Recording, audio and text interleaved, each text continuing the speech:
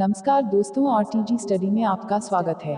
आज के वीडियो में हम भारतीय संविधान के अनुसार राज्य के नीति निर्देशक तत्व भाग 4 अनुच्छेद 36 सेकंड 51 तक का वर्णन पढ़ेंगे। तो फिर करते हैं हम अपना आज का वीडियो चालू। भारतीय संविधान के अनुसार राज्य के नीति निर्देशक तत्व संविधान सभा के सलाहकार वीएन राव के सलाह पर दो प्रकार के मौलिक अधिकार होना चाहिए, जिसमें से एक अधिकार तुरंत लागू होना चाहिए और दूसरा सरकार के माध्यम से धीरे धीरे लागू होते रहना चाहिए, जो कि आज नीति निर्देशक तत्व के रूप में जाना जाता है। इनको भी मौलिक अधिकार की तरह ही माना गया है। यह सरकार के दायित्व को दिखाता है। यह प्रावधान आयरलैंड से लिया गया है। यह न्यायालय में परिवर्तनीय नहीं है। इसका उद्देश्य लोक कल्याणकारी राज्य की व्यवस्था करना और आर्थिक सामाजिक लोकतंत्र की स्थापना करना है। नीति निर्देशक तत्व बाध्यकारी नहीं है।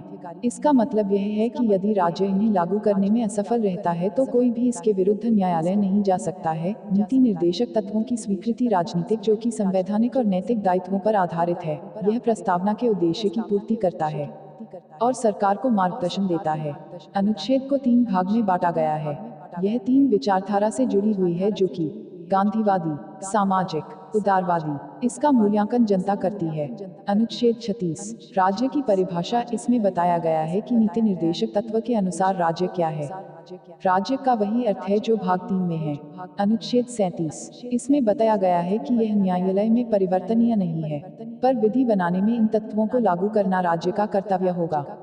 अनुच्छेद 38 यह सामाजिक, आर्थिक और राजनीतिक न्याय की स्थापना करने के बारे में बताया गया है। यह भी कहा गया है कि राज्य ऐसी सामाजिक व्यवस्था है जिसमें सामाजिक, आर्थिक और राजनीतिक न्याय राष्ट्रीय जीवन की सभी संस्थाओं को अनुप्राणित करे और भरसक प्रभावी रूप में स्थापना और संरक्षण करके लोक कल्याण की अभिवृद्धि का प्रयास करे।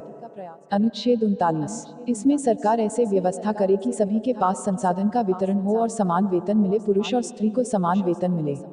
पुरुष और स्त्री कामगारों के स्वास्थ्य और शक्ति का समान ध्यान रखा जाए तथा बालकों की शक्ति का दुरुपयोग न हो और बालकों को स्वस्थ विकास के अवसर और सुविधाएं दिए जाएं। आर्थिक आवश्यकता से विवश होकर नागरिकों को ऐसे रोजगारों में न जाना पड़े जो उनकी आयु या शक्ति के अनुकूल न हों तथा नैतिक और आर्थिक परित्याग से रक्षा की जाए। सभी को संसाधन समान रूप से मिले।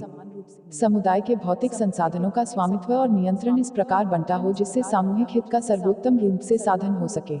अनुच्छेद 39 का यह समान अवसर पर न्याय देना बताता है। इसके आधार पर ही आरक्षण दिया जाता है, जिसमें सामाजिक, आर्थिक और राजनीतिक न्याय की स्थापना का निर्देश दिया गया है, जिससे सभी तरह की सामाजिक असमानताओं को समाप्त किया जा सके। अनुच्छेद 40 यह संविधान द्वारा सरकार पर निर्भर करता था कि गांव में पंचायत की व्यवस्था करेगा कि नहीं, परंतु बाद में 73 संविधान संशोधन के द्वारा ग्राम पंचायत को अनिवार्य कर दिया गया और इसको वैधानिक अनिवार्यता मिल गई। इस प्रावधान का उद्देश्य निचले स्तर तक लोकतंत्र की स्थापना करना है, जिसके अनुसार राज्य ग्राम पंचायतों का संगठन करने के लिए कदम उठाएगा तथा उनको ऐसी शक्तियां और प्राधिकार प्रदान करेगा जो उन्हें स्वायत्त शासन की इकाइयों के रूप में कार्य करने योग्य बनाने के लिए आवश्यक हों। अनुच्छेद 41 यह कहता है कि कुछ विशेष दशाओं में काम पाने का अधिकार है। वह दशा जैसे बेकारी, बुढ़ापा, बीमारी और निशक्तता में काम, शिक्षा और लोक सहायता पाने का अधिकार है। अनुच्छेद 42 यह बताता है कि काम करने की दशा मानवीय होना चाहिए जिससे कार्य किया जा सके। अनुच्छेद 43 यह कहता है कि सभी को निर्वाह मजदूरी मिलनी चाहिए और सरकार को कुटीर उद्योग को बढ़ावा मिलना चाहिए। अनुच्छेद 44 सभी पर समान नागरिक संहिता लागू होना चाहिए। यह किसी भी धर्म, जाति पर समान नियम लागू होता है और विवाह, तलाक आदि का धार्मिक उद्देश्य पर कानून को समान करने का अधिकार सरकार के पास सुरक्षित होना चाहिए। राज्य ने हिंदू पर्सनल लॉ, जो कि सिखों, जैनों और बौद्धों पर भी लागू होता है, में सुधार करने और संहिताबद्ध करने का प्रयास किया है, लेकिन अभी तक मुस्लिमों, ईसाइयों और पारसियों को समान नागरिक संहिता के तहत लेने के लिए प्रयास जारी है। अनुच्छेद 45 इसमें बताया गया है 6 से 14 वर्ष के बच्चे को निःशुल्क शिक्षा मिलना चाहिए।